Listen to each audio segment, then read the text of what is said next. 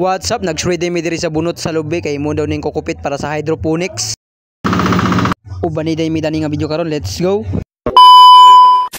So what's up, for this video din nagaring dita diri o bunot ato din ang gibasa diya sa tubig para ang bunot dali ra na siya magaling kay kung di na siya basa uga na siya magpikit man na siya good dili siya dali magaling.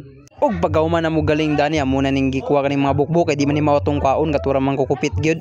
Bagid na mi. Bag-era ba di makina niyo kung ano. Butay na kani gamiton ni siya sa pan hydroponics. Hydroponics na itanom. Pagkauman na mo gyag amo na nang ibutang sa sako.